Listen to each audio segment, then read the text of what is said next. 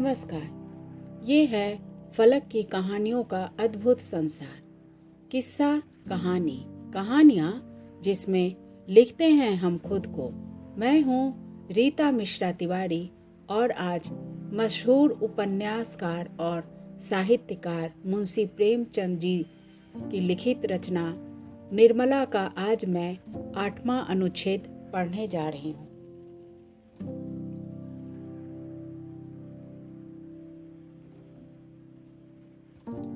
निर्मला को यद्यपि अपने घर के झंझटों से अवकाश न था, पर कृष्णा के विवाह का संदेश पाकर वह किसी तरह न रुक सकी। उसकी माता ने बहुत आग्रह करके बुलाया था। सबसे बड़ा आकर्षण यह था कि कृष्णा का विवाह उसी घर में हो रहा था जहां निर्मला का विवाह पहले तय हुआ था। आश्चर्य यही था कि इस बार ये लोग बिना कुछ दहेज लिए कैसे विवाह करने पर तैयार हो गए। निर्मला को कृष्णा के विषय में बड़ी चिंता हो रही थी। समझती थी मेरी ही तरह वह भी किसी के गले मर दी जाएगी। बहुत चाहती थी कि माता की कुछ सहायता करूं, जिससे कृष्णा के लिए कोई योग्य वर मिले। लेकिन इधर वकील साहब के घर बैठ जाने और महाजन के नालिश कर देने से उसका हाथ भी तंग था। ऐसी दशा में यह खबर पाकर उसे बड़ी शांति मिली। चलने की तैयारी कर ली। वकील साहब स्टेशन तक पहुंचाने आए। नन्ही बच्ची से उन्हें बहुत प्रेम था, छोड़ते ही न थे। यहाँ तक कि निर्मला के साथ चलने को तैयार हो गए। लेकिन विवाह से 1 महीना पहले उनका ससुराल जा बैठना निर्मला को उचित न मालूम हुआ। निर्मला ने अपनी माता से अब तक अपनी विपत्ति कथा न कह सकी थी। जो बात हो गई उसका रोना रोकर माता को कष्ट देने और रुलाने से क्या फायदा। इसलिए उसकी माता समझती थी निर्मला बड़े आनंद से है। अब जो निर्मला की सूरत देखी तो मानो उसके हृदय पर धक्का सा लग गया। लड़कियां ससुराल से घुलकर नहीं आती, फिर निर्मला जैसी लड़की जिसको सुख की सभी सामग्रियां प्राप्त थी, उसने कितनी लड़कियों को दूज की चंद्रमा की भांति ससुराल जाते और पूर्ण चंद्र बनकर आते देखा था। मन में कल्पना कर रही थी कि निर्मला का रंग निखर गया होगा, देह भरकर सुडौल हो गई होगी, अंग प्रत्यंग की शोभा कुछ और ही हो गई होगी। अब जो देखा तो वह आधी भी न रही थी। न यौवन की चंचलता थी, सन्न वह विहसित छवि लौ हृदय की मोह लेती है। वह कमनीयता, सुकुमारता जो विलासमय जीवन से आ जाती है, यहाँ नाम को न थी। मुख पीला, चेष्टा गिरी हुई। तो माता ने पूछा, क्यों री, तुझे वहाँ खाने को नहीं मिलता था? इससे कहीं अच्छी तो तू यहीं थी। वहाँ तुझे क्या तकलीफ थी? कृष्णा ने हंसकर कहा, वहाँ मालकिन थी कि नहीं? मालकिन दुनिया भर की चिंताएं रहती हैं। भोजन कब करे? निर्मला ने कहा, नहीं अम्मा, वहाँ का पानी मुझे रास नहीं आया, तबीयत भारी रहती है। माता बोली, वकील साहब न्योते में आएंगे ना, तब पूछूंगी कि आपने फूल सी लड़की ले जाकर उसकी यह गत बना डाली। अच्छा, अब यह बता कि तूने यहाँ रुपए क्यों भेजे थे? मैंने तो तुमसे कभी ना मांगे थे। लाख गई गुजरी हूँ, लेकिन बेटी का धन खाने की नीयत नहीं है। निर्मला ने चकित होकर पूछा, किसने रुपए भेजे थे? मैंने तो नहीं भेजे। माता ने कहा, झूठ न बोल, तूने 500 रुपए के नोट नहीं भेजे थे? कृष्णा कहती है, भेजे नहीं थे तो क्या आसमान से आ गए? तुम्हारा नाम साफ लिखा था, मोहर भी वहीं की थी। निर्मला बोली, तुम्हारे चरण छूकर कहती हूँ, मैंने रुपए नहीं भेजे। यह कब की बात है? माता बोली, अरे 2-2.5 महीने हो गए। अगर तूने नहीं भेजे तो आए कहाँ से? निर्मला बोली, यह मैं क्या जानूं, मगर मैंने रुपए नहीं भेजे। हमारे यहाँ तो जब से जवान बेटा मरा है कचहरी ही नहीं जाते। मेरा हाथ तो आप ही तंग था, रुपए कहाँ से आते? तब माता कहती हैं, यह तो बड़े आश्चर्य की बात है। वहाँ और कोई तेरा सगा संबंधी तो नहीं है? वकील साहब ने तुमसे छिपाकर तो नहीं भेजे? नहीं अम्मा, मुझे तो विश्वास नहीं। इसका पता लगाना चाहिए।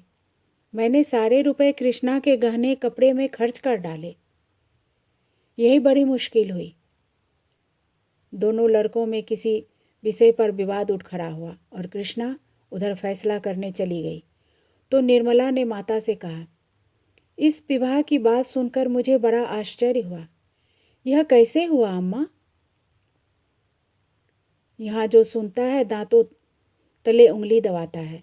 जिन लोगों ने पक्की की कराई बात फेर दी और केवल थोड़े से रुपए के लोभ से वे अब बिना कुछ लिए कैसे विवाह करने को तैयार हो गए, समझ में नहीं आता। उन्होंने खुद ही पत्र भेजा। मैंने साफ लिख दिया था कि मेरे पास देने लेने के लिए कुछ भी नहीं है, कुछ कन्या ही से आपकी सेवा कर सकती हूँ। इसका कुछ जवाब नहीं दिया। शास्त्री जी पत्र लेकर गए थे। वह तो यही कहते थे कि अब मुंशी जी कुछ लेने के इच्छुक नहीं हैं। अपनी पहली वादा खिला पर कुछ लज्जित भी हैं। मुंशी जी से तो इतनी उदारता की आशा न थी, मगर सुनती हूँ उनके बड़े पुत्र बहुत सज्जन आदमी हैं। उन्होंने कह सुनकर बाप को राजी किया है। पहले तो वह महाशय भी थैली चाहते थे ना? हाँ, मगर अब तो शास्त्री जी कहते थे कि दहेज के नाम से चिढ़ते हैं। सुना है यहाँ विवाह न करने पर पछताते भी थे। रुपए के लिए बात छोड़ी थी और रुपए खूब पाए, स्त्री पसंद नहीं। निर्मला के मन में उस पुरुष को देखने की प्रबल उत्कंठा हुई जो उनकी अवहेलना करके अब उसकी बहन का उद्धार करना चाहता है। प्रायश्चित सही, लेकिन कितने ऐसे प्राणी हैं जो इस तरह प्रायश्चित करने को तैयार हैं? उनसे बातें करने के लिए, नम्र शब्दों से उनका तिरस्कार करने के लिए, अपनी अनुपम छवि दिखाकर उन्हें और भी जलाने के लिए निर्मला का हृदय अधीर हो उठा। रात को दोनों बहनें एक ही कमरे में सोई। मोहल्ले में किन किन लड़कियों का विवाह हो गया, कौन कौन लड़की लड़कोड़ी हुई, किस किस का विवाह धूमधाम से हुआ, किस किस के पति कन इच्छानुकूल मिले, कौन कितने और कैसे गहने चढ़ाए, इन्हीं विषयों में दोनों में बड़ी देर तक बातें होती रहीं। कृष्णा बार बार चाहती थी कि बहन के घर का कुछ हाल पूछूं, मगर निर्मला उसने पूछने का अवसर ही न देती थी। जानती थी कि यह जो बातें पूछेगी उसके बताने में मुझे संकोच होगा। आखिर एक बार कृष्णा पूछ ही बैठी, जीजाजी भी आएंगे ना? आने को तो कहा है। अब तो तुमसे प्रसन्न रहते हैं ना, या अब भी वही हाल है? मैं तो सुना करती थी दुहाजू पति स्त्री को प्राणों से भी प्रिय समझते हैं। वहाँ बिल्कुल उल्टी बात देखी। आखिर किस बात पर बिगड़ते रहते हैं? अब मैं किसी के मन की बात क्या जानूं? मैं तो समझती हूँ तुम्हारी रुखाई से वह चिढ़ते होंगे। तुम हो यहीं से जली हुई गई थी, वहाँ भी उन्हें कुछ न कहा होगा। यह बात नहीं है। मैं सौगंध खाकर कहती हूँ, जो मेरे मन में उनकी ओर से जरा भी मैल हो, मुझसे जहाँ तक हो सकता है उनकी सेवा करती हूँ। अगर उनकी कोई जगह कोई देवता भी होता तो भी मैं इससे ज़्यादा कुछ न कर सकती। उन्हें भी मुझसे प्रेम है, बराबर मेरा मुख देखते रहते हैं, लेकिन जो बात उनके और मेरे काबू के बाहर है, उसके लिए वह क्या कर सकते हैं और मैं भी क्या कर सकती हूँ। न वह जवान हो सकते हैं और न मैं बुढ़िया हो सकती हूँ। जवान बनने के लिए वह न जाने कितने रस और भस्म खाते रहते हैं। मैं बुढ़िया बनने के लिए दूध घी सब छोड़े बैठी हूँ। सोचती हूँ मेरे दुबलेपन ही से अवस्था का भेद कुछ कम हो जाए, लेकिन न उन्हें पौष्टिक पदार्थों से कुछ लाभ होता है, न मुझे उपवासों से। जब से मनसाराम का देहांत हो गया है, तब से उनकी दशा और खराब हो गई है। मनसाराम को तुम भी बहुत प्यार करती थी ना? वह लड़का ही ऐसा था कि जो देखता था प्यार करता था। ऐसी बड़ी बड़ी डोरेदार आंखें मैंने किसी की नहीं देखी। कमल की भांति मुख हरदम खिला रहता था, ऐसा साहसी कि अगर अवसर आ पड़ता तो आग में फाट जाता। कृष्णा, मैं तुमसे कहती हूँ, जब वह मेरे पास आकर बैठ जाता था ना, तो मैं अपने को भूल जाती थी। जी चाहता था वह हरदम सामने बैठा रहे और मैं देखा करूं। मेरे मन में पाप का लेश भी न था। अगर एक क्षण के लिए भी मैंने उसकी ओर किसी और भाव से देखा हो तो मेरी आंखें फूट जाएं। पर न जाने क्यों उसे अपने पास देखकर मेरा हृदय फुला न समाता था। इसीलिए मैंने पढ़ने का स्वांग रचा, नहीं तो वह घर में आता ही न था। जानती हूँ कि अगर उसके मन में पाप होता तो मैं उसके लिए सब कुछ कर सकती थी। अरे बहन, चुप रहो, कैसी बातें मुंह से निकालती हो। हाँ, यह बात सुनने में बुरी मालूम होती है और है भी बुरी, लेकिन मनुष्य की प्रकृति को कोई बदल नहीं सकता। तू ही बता, एक 50 वर्ष के मर्द से तेरा विवाह हो जाए तो तू क्या करेगी? बहन, मैं तो जहर खाकर सो रहूं, मुझसे तो उसका मुंह भी न देखते बने। तो बस यही समझ ले, उस लड़के ने कभी मेरी ओर आंख उठाकर नहीं देखा, लेकिन बुढ़े तो शक्की होते ही हैं। तुम्हारे जीजा उस लड़के के दुश्मन हो गए और आखिर उसकी जान लेकर ही छोड़ी। जिस दिन उसे मालूम हो गया कि पिताजी के मन में मेरी ओर से संदेह है, उसी दिन से उसे ज्वर चढ़ा, जो जान लेकर ही उतरा। हाय, उस अंतिम समय का दृश्य आंखों से नहीं उतरता। मैं अस्पताल गई थी, वह बेहोश पड़ा था, उठने की शक्ति न थी, लेकिन ज्यों ही मेरी आवाज़ सुनी, चौंक कर उठ बैठा और माता माता कहकर मेरे पैरों पर गिर पड़ा। कृष्णा, उस समय ऐसा जी चाहता था अपने प्राण निकाल कर उसे दे दूं। मेरे पैरों पर ही वह मूर्छित हो गया और फिर आंखें न खोली। डॉक्टर ने उसकी देह में ताज़ा खून डालने का प्रस्ताव किया था। यही सुनकर मैं दौड़ी गई थी, लेकिन जब तक डॉक्टर लोग वह प्रक्रिया आरंभ करे, उसके प्राण निकल गए। ताज़ा रक्त पड़ जाने से उसकी जान बच जाती, कौन जानता है, लेकिन मैं तो अपने रुधिर की अंतिम बूंद तक देने को तैयार थी। उस दशा में भी उसका मुखमंडल दीपक की भांति चमकता था।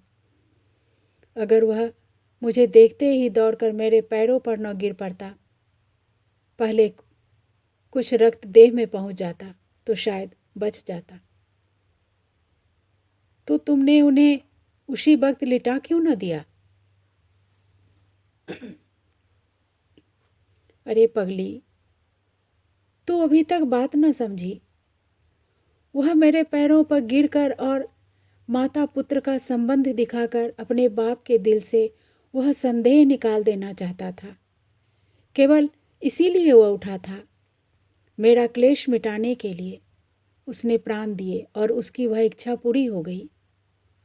तुम्हारे जीजाजी उसी दिन से सीधे हो गए। अब तो उनकी दशा पर मुझे दया आती है। पुत्र शोक उनके प्राण लेकर छोड़ेगा। मुझ पर संदेह करके मेरे साथ जो अन्याय किया है, अब उसका प्रतिशोध कर रहे हैं। अब की उनकी सूरत देखकर तू डर जाएगी। बूढ़े बाबा हो गए हैं, कमर भी कुछ झुक चली है। बुढ़े लोग इतने शक्की क्यों होते हैं बहन? यह जाकर बुढ़ों से पूछो। मैं समझती हूँ उनके दिल में हरदम एक चोर सा बैठा रहता होगा कि इस युवती को प्रसन्न नहीं रख सकता, इसलिए जरा जरा सी बात पर उन्हें शक होने लगता है। जानती तो है, फिर मुझसे क्यों पूछती है? इसीलिए बेचारा स्त्री से दबता भी होगा। देखने वाले समझते होंगे कि वह बहुत प्रेम करता है। तूने इतने ही दिनों में इतनी बातें कहाँ से सीख ली? इन बातों को जाने दे। बता, तुझे अपना वर पसंद है? उसकी तस्वीर तो देखी होगी। हाँ, आई तो थी। लाऊं, देखोगी? एक क्षण में कृष्णा ने तस्वीर लाकर निर्मला के हाथ में रख दी। निर्मला ने मुस्कुराकर कहा, तू बड़ी भाग्यवान है। अम्मा जी ने भी बहुत पसंद किया। तुझे पसंद है कि नहीं, सो कह, दूसरों की बात न चला। कृष्णा लजाती हुई, शक्ल सूरत तो बुरी नहीं है, स्वभाव का हाल ईश्वर जाने। शास्त्री जी तो कहते थे ऐसे सुशील और चरित्रवान युवक कम होंगे। यहाँ से तेरी तस्वीर भी गई थी। गई तो थी, शास्त्री जी ही तो ले गए थे। उन्हें पसंद आई। जब किसी के मन की बात मैं क्या जानूं। शास्त्री जी कहते थे बहुत खुश हुए थे। अच्छा, बता, तुझे क्या उपहार दूं? अभी से बता दे, जिससे बनवा रखूं। जो तुम्हारा जी चाहे देना। उन्हें पुस्तकों से बहुत प्रेम है। अच्छी अच्छी पुस्तकें मंगवा देना। उनके लिए नहीं पूछती, तेरे लिए पूछती हूँ। अपने ही लिए तो मैं कह रही हूँ। निर्मला तस्वीर की ओर देखती हुई कहती है, कपड़े तो सब खद्दर के मालूम होते हैं। हाँ, खद्दर के बड़े प्रेमी हैं। सुनती हूँ कि पीठ पर खद्दर लादकर देहातों में बेचने जाया करते हैं। व्याख्यान देने में भी चतुर हैं। तब तो मुझे भी खद्द पहनना पड़ेगा। तुझे तो मोटे कपड़ों से चिढ़ है ना? जब उन्हें मोटे कपड़े अच्छे लगते हैं तो मुझे क्यों चिढ़ होगी? मैंने तो चरखा चलाना सीख लिया है। सच? सूत निकाल लेती है? हाँ बहन, थोड़ा थोड़ा निकाल लेती हूँ। जब वह खद्दर के इतने प्रेमी हैं तो चरखा भी जरूर चलाते होंगे। मैं न चला सकूंगी तो मुझे कितना लज्जित होना पड़ेगा। इस तरह बात करते करते दोनों बहनें सो गईं। कोई 2 बजे रात को बच्ची रोई तो निर्मला की नींद खुली। देखा तो कृष्णा की चारपाई खाली पड़ी थी।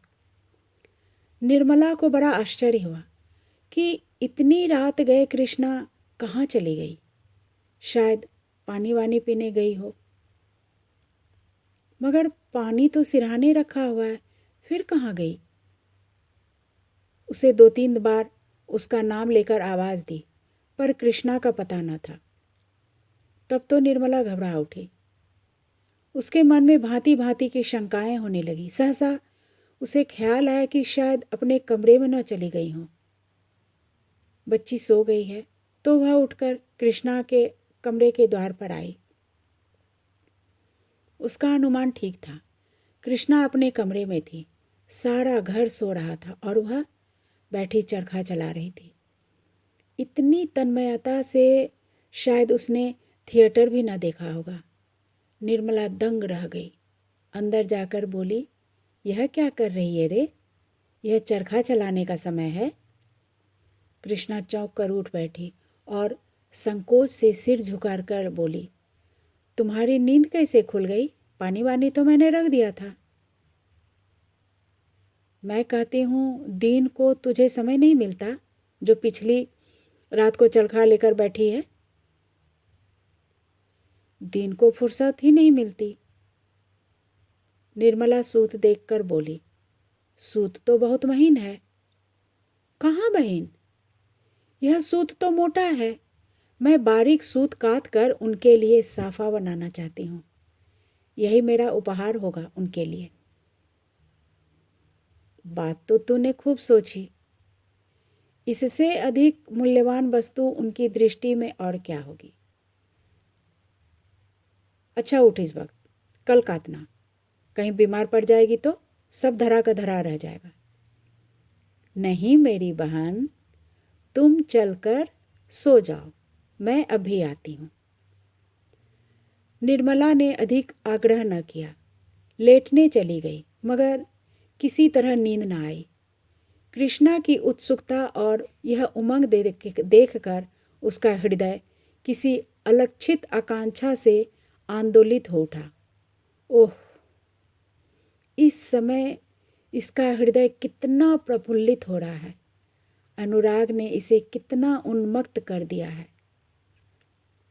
तब उसे अपने विवाह की याद हो आई। जिस दिन तिलक गया था उसी दिन से उसकी सारी चंचलता, सारी सजीवता विदा हो गई थी। अपनी कोठरी में बैठी वह अपनी किस्मत को रोती थी और ईश्वर से विनय करती थी कि प्राण निकल जाए। अपराधी जैसे दंड की प्रतीक्षा करता है, उसी भांति वह विवाह की प्रतीक्षा करती थी। उस विवाह की जिसमें उसके जीवन की सारी अभिलाषाएं विलीन हो जाएंगी। जब मंडप के नीचे बने हुए हवन कुंड में उसकी आशाएं जलकर भस्म हो जाएंगी। महीना कटते देर न लगी। विवाह का शुभ मुहूर्त आ पहुंचा। मेहमानों से घर भर गया। मुंशी तोताराम एक दिन पहले आ गए और उसके साथ निर्मला की सहेली भी आई। निर्मला ने बहुत आग्रह किया था, वह खुद आने को उत्सुक थी। निर्मला की सबसे बड़ी उत्कंठा यही थी कि वह बड़ के बड़े भाई के दर्शन करेगी और हो सकता तो उसकी सुबुद्धि पर धन्यवाद दूंगी। सुधा ने हंसकर कहा, तुम उनसे बोल सकोगी? क्यों, बोलने में क्या हानि है? अब तो दूसरा ही संबंध हो गया और मैं बोल सकूंगी तो तुम तो हो ही ना। भाई, मुझसे यह न होगा। मैं पराए मर्द से नहीं बोल सकती, न जाने कैसे आदमी हूँ। आदमी तो बुरे नहीं हैं, और फिर उनसे कुछ विवाह तो करना नहीं। जरा सा बोलने में क्या हानि है? डॉक्टर साहब यहाँ होते तो मैं उन्हें आज्ञा दिला देती। सुधा कहती है, जो लोग हृदय के उदार होते हैं क्या चरित्र के भी अच्छे होते हैं? पराई स्त्री की घूरने में तो किसी मर्द को संकोच नहीं होता। निर्मला बोली, अच्छा ना बोलना, मैं ही बातें कर लूँगी। घूर लेंगे जितना उनसे घूरते बनेगा। बस अब तो राजी हुई। इतने में कृष्णा आकर बैठ गई। निर्मला ने मुस्कुराकर कहा, सच बता कृष्णा, तेरा मन इस वक्त क्यों चाट हो रहा है? कृष्णा बोली, जीजाजी बुला रहे हैं, पहले जाकर सुनाओ, पीछे गप्पे लड़ाना, बहुत बिगड़ रहे हैं। क्या? तूने कुछ पूछा नहीं? कुछ बीमार से मालूम होते हैं, बहुत दुबले हो गए हैं। तो जरा बैठकर उनका मन बहला देती। यहाँ दौड़ी क्यों चली आई? यह कहो ईश्वर ने कृपा की, नहीं तो ऐसा ही पुरुष तुझे भी मिलता। जरा बैठकर बातें करो। बूढ़े बातें बड़ी लच्छेदार करते हैं, जवान इतने डिंगल नहीं होते। नहीं बहन, तुम जाओ, मुझसे तो वहाँ बैठा नहीं जाता। निर्मला चली गई तो सुधा ने कृष्णा से कहा, अब तो बारात आ गई होगी, द्वार पूजा क्यों नहीं होती? क्या जाने बहन, शास्त्री जी सामान इकट्ठा कर रहे हैं। सुधा बोली, सुना है दुल्हा का भावज बड़े कड़े स्वभाव की स्त्री है। कैसे मालूम? मैंने सुना है, इसीलिए चेताई देती हूँ। 4 बातें गम खाकर रहना होगा। मेरी झगड़ने की आदत नहीं है। जब मेरी तरफ से कोई शिकायत ही न हो पाएगी तो क्या अनायास ही बिगड़ेंगी? हाँ, सुना तो ऐसा ही है। झूठ मूठ लड़ा करती हैं। मैं तो 100 बात की एक बात जानती हूँ, नम्रता पत्थर को भी मोम बना देती है। सहसा शोर मचा। बारात आ रही है। दोनों रमणियाँ खिड़की के सामने आ बैठी। एक क्षण में निर्मला भी आ पहुंची। बड़ के बड़े भाई को देखने की उसे बड़ी उत्सुकता हो रही थी। सुधा ने कहा, कैसे पता चलेगा कि बड़े भाई कौन है? निर्मला बोली, शास्त्री जी से पूछूं तो मालूम हो। हाथी पर तो कृष्णा के ससुर महाशय हैं। अच्छा, डॉक्टर साहब यहाँ कैसे आ पहुँचे? वह घोड़े पर क्या है, देखती नहीं हो? सुधा, हाँ है तो वही। निर्मला बोली, उन लोगों से मित्रता होगी, कोई संबंध तो नहीं है? सुधा कहती है, अब भेंट हो तो पूछूं, मुझे तो कुछ नहीं मालूम। निर्मला बोली, पालकी में जो महाशय बैठे हुए हैं वह तो दुल्हा के भाई जैसे नहीं दिखते। बिल्कुल नहीं, मालूम होता है सारी देह में पेट ही पेट है। निर्मला कहती है, दूसरे हाथी पर कौन बैठा है समझ में नहीं आता। सुधा बोली, कोई हो, दुल्हा का भाई नहीं हो सकता। उसकी उम्र नहीं देखती हो, 40 के ऊपर होगी। निर्मला बोली, शास्त्री जी तो इस वक्त द्वार पूजा की फिक्र में है, नहीं तो उनसे पूछती। संयोग से नाई आ गया। संदूकों की कुलियाँ निर्मला के पास थीं। इस वक्त द्वारचार के लिए कुछ रुपए की ज़रूरत थी, माता ने भेजा था। यह नाई भी पंडित मोटेराम जी के साथ तिलक लेकर गया था। निर्मला ने कहा, क्या अभी रुपए चाहिए? नाई ने बोला, हाँ बहन जी, चलकर दे दीजिए। निर्मला कहती है, अच्छा चलती हूँ, पहले यह बता, तू दुल्हा के बड़े भाई को पहचानता है? नाई ने कहा, पहचानता काहे नहीं, वह क्या सामने है? निर्मला कहती है, कहाँ? मैं तो नहीं देखती। अरे वह क्या घोड़े पर सवार है, वही तो है। निर्मला ने चकित होकर कहा, क्या कहता है? घोड़े पर? दुल्हा के भाई हैं। पहचानता है या अटकल से कह रहा है? अरे नहीं बहन जी, क्या इतना भूल जाऊंगा? अभी तो जलपान का सामान दिए चला आता हूँ। अरे यह तो डॉक्टर साहब हैं, मेरे पड़ोस में रहते हैं। हाँ हाँ, वही तो डॉक्टर साहब हैं। निर्मला ने सुधा की ओर देखकर कहा, सुनती हो बहन इसकी बातें? सुधा ने हंसी रोककर कहा, झूठ बोलता है। अच्छा साहब, झूठ ही सही, अब बड़ों के मुंह कौन लगे। अभी शास्त्री जी से पूछवा दूंगा, तब तो मानिएगा। नाई के आने में देर हुई। मोटेराम खुद आंगन में आकर शोर मचाने लगे। इस घर की मर्यादा रखना ईश्वर ही के हाथ है।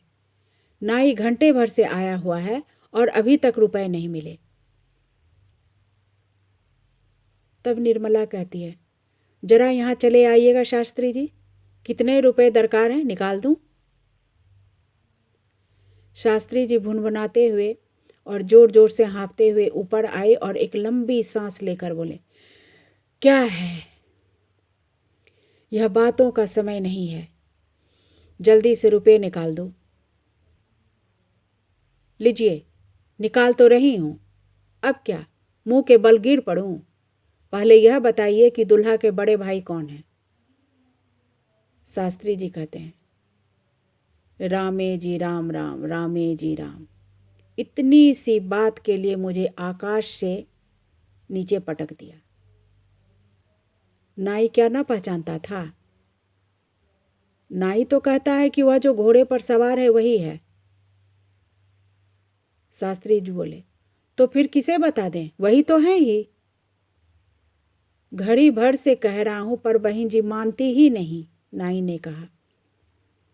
निर्मला ने सुधा की ओर स्नेह, ममता, विनोद, कृत्रिम तिरस्कार की दृष्टि से देखकर कहा, अच्छा तो तुम ही अब तक मेरे साथ यह त्रिया चरित्र खेल रही थी।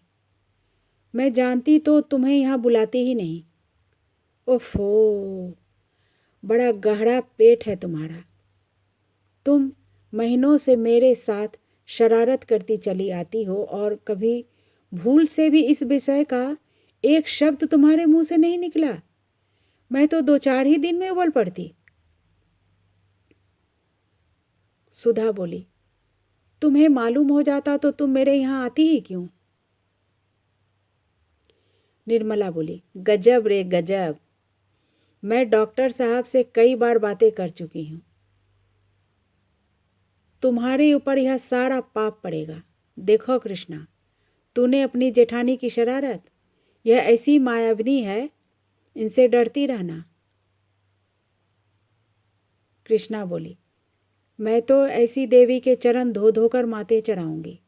धन्य भाग मेरे कि इनके दर्शन हुए। निर्मला बोली, अब समझ गई, रुपए भी तुम्ही ने भिजवाए होंगे। अब सिर हिलाया तो सच कहती हूँ, मार बैठूंगी। सुधा कहती है, अपने घर बुला करके मेहमान का अपमान नहीं किया जाता। निर्मला बोली, देखो तो अभी कैसी कैसी खबरें लेती हूँ। मैंने तुम्हारा मान रखने का जरा सा लिख दिया था और तुम सचमुच आ पहुंची। भला वहां क्या कहते होंगे? सबसे कहकर आई हूं, अब तुम्हारे पास कभी ना आऊंगी। इतना तो इशारा कर देती कि डॉक्टर साहब से पर्दा रखना। उनके देख लेने ही से कौन बुराई हो गई? न देखते तो अपनी किस्मत को रोते। जानते कैसे कि लोभ में पड़कर कैसी चीज खो दी। अब तो तुम्हें देखकर लाला जी हाथ मलकर रह जाते हैं। मुंह से तो कुछ नहीं सहते कहते, पर मन में अपनी भूल पर पछताते हैं। अब तुम्हारे घर कभी ना आऊंगी। अब पिन नहीं छूट सकता। मैंने कौन तुम्हारे घर की राह न देखी है। द्वार पूजा समाप्त हो चुकी थी। मेहमान लोग बैठ कर जलपान कर रहे थे।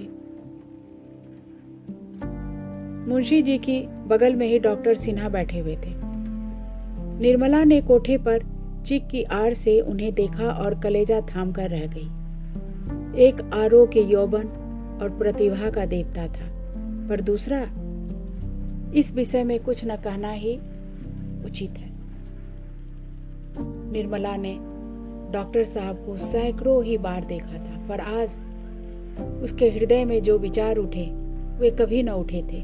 बार बार यह जी चाहता था कि बुलाकर खूब फटकारूं, ऐसे ऐसे ताने मारूं कि वह भी याद करे, रुला रुला कर छोड़ूं, मगर रहम करके रह जाती थी। बारात जनवासे चली गई थी। भोजन की तैयारी हो रही थी। निर्मला भोजन के थाल चुनने में व्यस्त थी। सहसा महरी ने आकर कहा, बिट्टी, तुम्हें सुधा रानी बुला रही है, तुम्हारे कमरे में बैठी है। निर्मला ने थाल छोड़ दिए और घबराई हुई सुधा के पास आई, मगर अंदर अंदर कदम रखते ही ठिठक गई। डॉक्टर सिन्हा खड़े थे। सुधा ने मुस्कुरा कर कहा, लो बहन, बुला दिया, अब जितना चाहो फटकारो। मैं दरवाजा रोके खड़ी हूं, भाग नहीं सकते। डॉक्टर साहब ने गंभीर भाव से कहा, भागता कौन है, यहाँ तो सिर झुकाए खड़ा हूं। निर्मला ने हाथ जोड़ कर कहा, इसी तरह सदा कृपा दृष्टि रखिएगा, भूल न जाइएगा, यह मेरी विनय है। आज बस इतना ही। आगे की कहानी जानने के लिए सुनिए अगले भाग में। ये कहानी थी मुंशी प्रेमचंद जी की निर्मला। अभी आप सुन रहे थे रीता मिश्रा तिवारी जी को। फिर मिलते हैं, तब तक के लिए हमारे साथ बने रहिए। धन्यवाद।